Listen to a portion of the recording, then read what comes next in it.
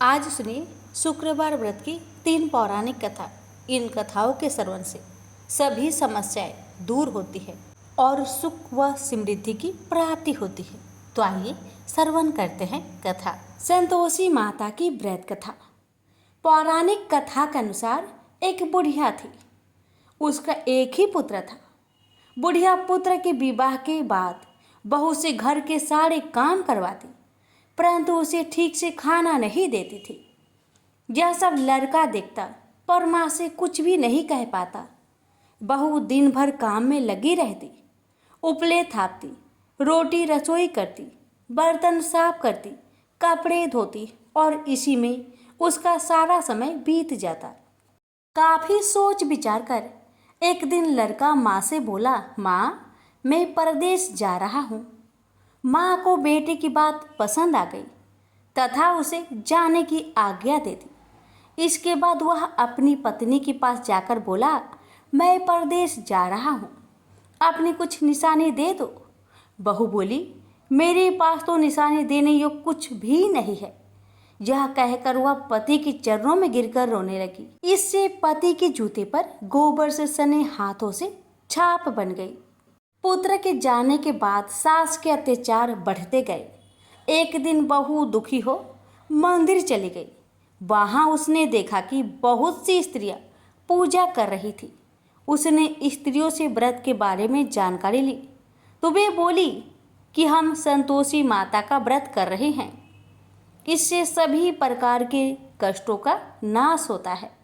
स्त्रियों ने बताया, शुक्रवार को नहा धोकर एक लोटे में शुद्ध जल ले, गुड़ चने का प्रसाद लेना तथा सच्चे मन से माँ का पूजन करना चाहिए।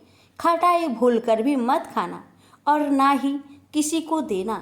एक वक्त भोजन करना। व्रत विधान से सुनकर अब वह प्रति शुक्रवार को संयम से व्रत करने लगी। माता की कृपा से कुछ दिनों के बाद पति का पत्र आया। कुछ दिनों के बाद पैसा भी आ गया। उसने प्रसन्न मन से फिर व्रत किया तथा मंदिर में जा अन्य स्त्रियों से बोली, संतोषी माँ की कृपा से हमें पति का पत्र तथा रुपए आया है। अन्य सभी स्त्रियां भी श्रद्धा से व्रत करने लगी। बहू ने कहा, हे माँ, जब मेरा पति घर आ जाएगा तो मैं तुम्हारे व्रत का उद्यापन करूंगी। अब एक रात संतोषी माँ ने उसके पति को स्वप्न दिया और कहा कि तुम अपने घर क्यों नहीं जाते। तो वह कहने लगा, सेठ का सारा सामान अभी बिका नहीं, रुपया भी अभी नहीं आया है। उसने सेठ को सपने की सारी बात कही तथा घर जाने की इजाज़त मांगी, पर सेठ ने इनकार कर दिया। माँ की कृपा से कई व्यापारी आए, सोना चांदी तथा अन्य सामान खरीद कर ले गए। कर्जदार भी रुपए लौटा गए। अब तो साहूकार ने उसे घर जाने की इजाज़त दे दी। घर आकर पुत्र ने अपनी माँ व पत्नी को बहुत सारे रुपए दिए।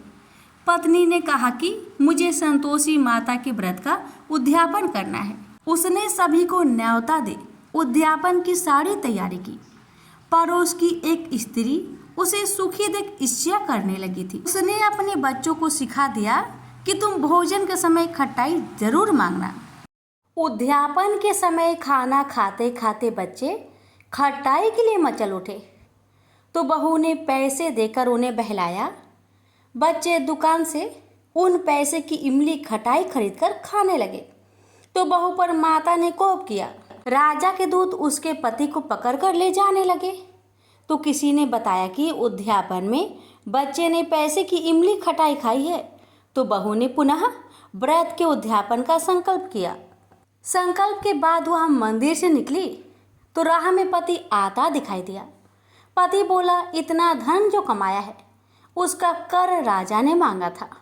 अगले शुक्रवार को उसने फिर विधिवत व्रत का उद्यापन किया। इससे संतोषी माँ प्रसन्न हुई। 9 माह बाद चांद सा सुंदर पुत्र हुआ। अब सास बहू तथा बेटे माँ की कृपा से आनंद से रहने लगे। प्रेम से बोलिए संतोषी माता की जय। कथा अच्छी लगे तो वीडियो को लाइक शेयर करना ना भूले। धन्यवाद। शुक्रदेव की व्रत कथा। मणिकपुर नगर में 3 मित्र रहते थे। उनमें से एक काष्ट, एक ब्राह्मण और एक वैश्य था। वे तीनों हमेशा साथ साथ रहते थे। तीनों का विवाह हो चुका था। ब्राह्मण और काष्ठ के लड़कों का गौना हो चुका था, लेकिन वैश्य पुत्र का नहीं। उसके दोस्त उसे अक्सर कहा करते थे कि तुम अपनी पत्नी को उसके मायके से क्यों नहीं लाते। तब वैश्य पुत्र धनराज ने अपनी पत्नी कुसुम को लाने का निश्चय कर लिया। अगले ही दिन धनराज ने माता पिता से अपनी पत्नी कुसुम को लेने जाने की बात कही। उसकी बात सुनकर वे हैरान होते हुए बोले, बेटे, अभी शुक्र अस्त हो रहा है, इसलिए अभी बहू को लाना उचित नहीं है। वह नहीं माना। वह कुसुम को लाने ससुराल पहुंच गया। ससुराल में धनराज की खूब आवभगत की गई।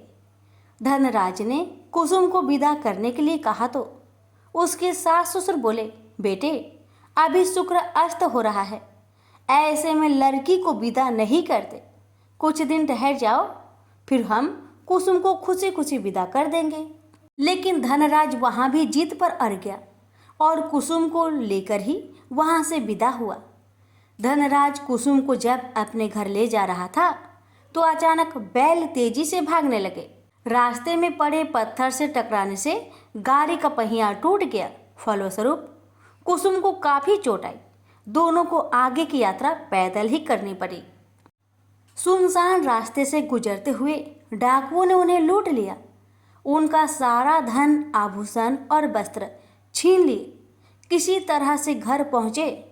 दूसरे ही दिन घर में धनराज के बिस्तर पर सांप चढ़ गया और उसे डस लिया।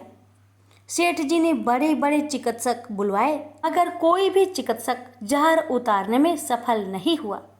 दूर दूर से सपेरे बुलाए गए, लेकिन कोई भी धनराज को नहीं बचा सका।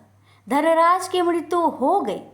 उसी समय पंडितों ने सेठ जी को एक बात बताई कि आपके बेटे ने शुक्र अस्त होने पर बहू को विदा करा लाने की भूल की है।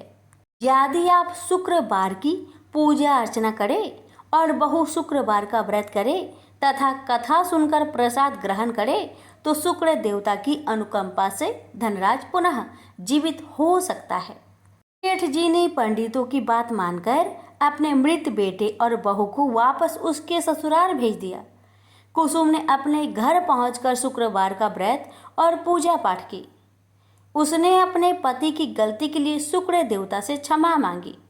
फलस्वरूप धनराज जीवित हो उठा। धनराज के जीवित हो जाने से घर में खुशियां भर गई। उधर धनराज के माता पिता ने बेटे के जीवित होने का समाचार सुना तो शुक्रवार का व्रत किया और गरीबों को अन्न, वस्त्र और धन का दान किया। शुक्र के उदय होने पर धनराज अपनी पत्नी कुसुम के साथ घर लौट आया। दोनों पति पत्नी शुक्रवार का विधिवत व्रत करते हुए शुक्र की पूजा करने लगे। उनके घर में धन्य धान्य की वर्षा होने लगी। उनके सभी कष्ट दूर होते चले गए। परिवार में सभी आनंद पूर्वक रहने लगे। एक समय की बात है। काशी निवासी धनंजय की पत्नी का नाम सुलक्षणा था। उसे अन्य सब सुख प्राप्त थे, केवल निर्धनता ही उसके दुख का एकमात्र कारण थी। यह दुख उसे हर समय सताता रहता था। एक दिन सुलक्षणा पति से बोली, स्वामी, आप कुछ उद्यम करो तो काम चले। इस प्रकार कब तक काम चलेगा? सुलक्षणा की बात धनंजय के मन में बैठ गई और वह उसी दिन विश्वनाथ शंकर जी को प्रसन्न करने के लिए बैठ गया और कहने लगा, हे देवाधिदेव विश्वेश्वर, मुझे पूजा पाठ कुछ नहीं आता है, केवल आपके भरोसे बैठा हूँ। इतनी विनती करके वह 2-3 दिन भूखा प्यासा बैठा रहा। यह देखकर भगवान शंकर ने उसके कान में अन्नपूर्णा, अन्नपूर्णा, अन्नपूर्णा इस प्रकार 3 बार कहा। यह कौन क्या कह गया? इसी सोच में धनंजय पड़ गया कि मंदिर से आते ब्राह्मणों को देखकर पूछने लगा, पंडित जी, अन्नपूर्णा कौन है? ब्राह्मणों ने कहा, तू अन्न छोड़कर बैठा है, सो तुझे अन्न की बात सूझती है। जा घर जाकर अन्न ग्रहण कर। धनंजय घर गया, स्त्री से सारी बात कही। वह बोली, नाथ चिंता मत करो, स्वयं शंकर जी ने यह मंत्र दिया है, वे स्वयं ही खुलासा करेंगे, आप फिर जाकर उनकी आराधना करो। धनंजय फिर जैसा कि तैसा पूजा में बैठ गया। रात्रि में शंकर जी ने आज्ञा दी और कहा, तू पूर्व दिशा में चला जा, वहां अन्नपूर्णा का नाम जपता जाता और रास्ते में फल खाता, झरनों का पानी पीता जाता। इस प्रकार कितने ही दिनों तक चलता गया। वहां उसे चांदी सी चमकती वन की शोभा देखने में आई। सुंदर सरोवर देखने में या उनके किनारे कितनी ही अप्सराएं झुंड बनाए बैठी थी। एक कथा सुनाती और सब मिलकर माँ अन्नपूर्णा इस प्रकार बार बार कहती थी। जहाँ अगहन मास की उजेली रात्रि थी और आज से ही व्रत का प्रारंभ था। जिस शब्द की खोज करने वह निकला था वह उसे वहां सुनने को मिला। धनंजय ने उसके पास जाकर पूछा, हे देवियों, आप यहाँ क्या करती हो? उन सब ने कहा, हम माँ अन्नपूर्णा का व्रत करती हैं। धनंजय ने पूछा, व्रत पूजा करने से क्या होता है? यह किसी ने किया भी है? इसे कब किया जाए? कैसा व्रत है और कैसी विधि है? मुझसे भी विस्तार से बताओ। वे कहने लगी, इस व्रत को सब कोई कर सकते हैं। 21 दिन तक के लिए 21 गांठ का सूत लेना चाहिए। 21 दिन यानी न बने तो एक दिन उपवास करे, या भी न बने तो केवल कथा सुनकर प्रसाद ले। निराहार रहकर कथा कहे, कथा सुनने वाला कोई न मिले तो पीपल के पत्तों को रख, सुपारी या घृत कुमारी वृक्ष को सामने कर, दीपक को साक्षी कर, सूर्य गाय तुलसी या महादेव को बिना कथा सुनाए मुख में दाना न डाले। यदि भूल से कुछ पड़ जाए तो एक दिवस फिर उपवास करे। व्रत के दिन क्रोध न करे और झूठ ना बोले। धनंजय बोला, इस व्रत के करने से क्या होगा? वे कहने लगी, इसके करने से अंधों को नेत्र मिले, लुल्लू को हाथ मिले, निर्धन के घर धन आए, बाझिन को संतान मिले, मूर्ख को विद्या आए। जो जिस कामना से व्रत करे माँ उसकी इच्छा पूरी करती है। वह कहने लगा, बहनों, मेरे पास भी धन नहीं है, विद्या नहीं है, कुछ भी तो नहीं है। मैं तो दुखिया ब्राह्मण हूँ, मुझे इस व्रत का सूत दोगी? हाँ भाई, तेरा कल्याण हो, हम तुम्हें अवश्य देंगे। ले, इस व्रत का मंगल सूत्र ले। धनंजय ने व्रत किया। व्रत पूरा हुआ तभी सरोवर में से 21 खंड की स्वर्ण सीढ़ी हीरा मोती जड़ी हुई प्रकट हुई। धनंजय अन्नपूर्णा अन्नपूर्णा कहता जाता था। इस प्रकार कितनी ही सीढ़ियां उतर गया तो क्या देखता है कि करोड़ों सूर्य से प्रकाशमान अन्नपूर्णा का मंदिर है। उसके सामने स्वर्ण सिंहासन पर माता अन्नपूर्णा विराजमान है। सामने भिक्षा हेतु शंकर भगवान खड़े हैं। देवांगनाएं चवर डुलाती है, कितनी ही हथियार बांधे पहरा देती है। धनंजय दौड़कर जगदम्बा के चरणों में गिर गया। देवी उसके मन का कलेश जान गई। धनंजय कहने लगा, माता, आप तो अंतर्यामी हो, आपको अपनी दशा क्या बताऊं? माता बोली, मेरा व्रत किया है, जा, संसार तेरा सत्कार करेगा। माता ने धनंजय की जिह्वा पर बीज मंत्र लिख दिया। अब तो उसके रोम रोम में विद्या प्रकट हो गई। इतने में क्या देखता है कि वह काशी विश्वनाथ के मंदिर में खड़ा है। माँ का वरदान ले धनंजय घर आया। सुलक्षणा से सब बात कही। माता जी की कृपा से उसके घर में संपत्ति उमड़ने लगी। छोटा सा घर बहुत बड़ा गिना जाने लगा। जैसे शहद के छत्तों में मक्खियां जमा होती है, उसी प्रकार अनेक सगे संबंधी आकर उसकी बड़ाई करने लगे।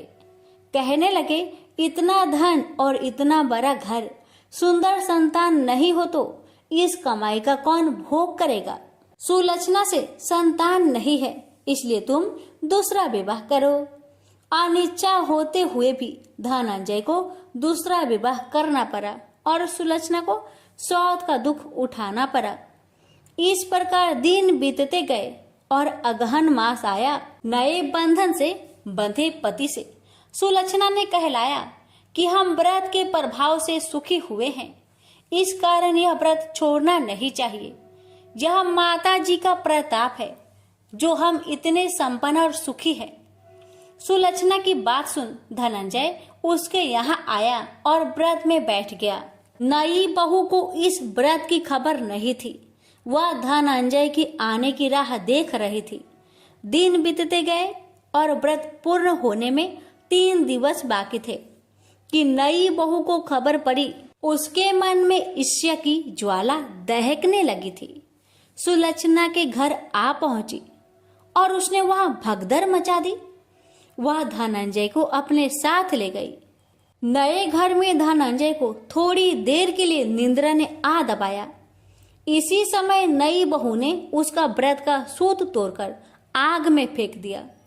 अब तो माता जी का कोप जाग गया। घर में अकस्मात आग लग गई। सब कुछ जलकर खाक हो गया। सुलक्षणा जान गई और पति को फिर अपने घर ले आई। नई बहू रूठकर माता पिता के घर जा बैठी। पति को परमेश्वर मानने वाली सुलक्षणा बोली, नाथ घबराना नहीं, माता जी की कृपा अलौकिक है। पुत्र कुपुत्र हो जाता है पर माता कुमाता नहीं होती। अब आप श्रद्धा और भक्ति से आराधना शुरू करो, वे जरूर हमारा कल्याण करेगी। धनंजय फिर माता के पीछे पड़ गया। फिर वही सरोवर सीढ़ी प्रकट हुई। उसमें माँ अन्नपूर्णा कहकर वह उतर गया। वहां जा माता जी के चरणों में रुदन करने लगा। माता प्रसन्न होकर बोली, यह मेरी स्वर्ण की मूर्ति ले, उसकी पूजा करना, तू फिर सुखी हो जाएगा। जा, तुझे मेरा आशीर्वाद है। तेरी स्त्री सुलक्षणा ने श्रद्धा से मेरा व्रत किया है, उसे मैंने पुत्र दिया है।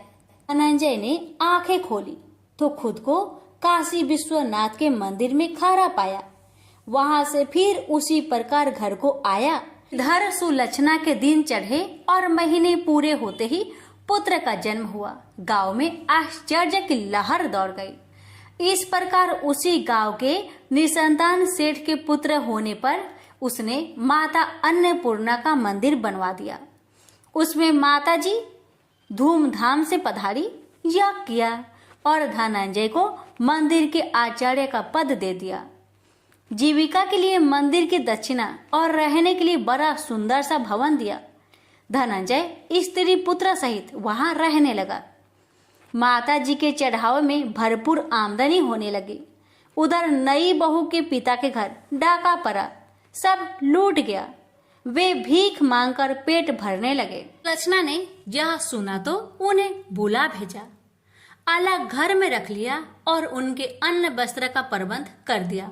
धनंजय, सुलक्षणा और उसका पुत्र माता जी की कृपा से आनंद से रहने लगे। माता जी ने जैसे इनके भंडार भरे वैसे सबके भंडार भरे। हे माता, अगर आपकी कथा कहने में हमसे कोई गलती हुई हो उसे क्षमा करना और अपने सभी भक्तों की सभी मनोकामना को पूर्ण करना। प्रेम से बोलिए अन्नपूर्णा माता की जय। हर हर महादेव, माता पार्वती की जय।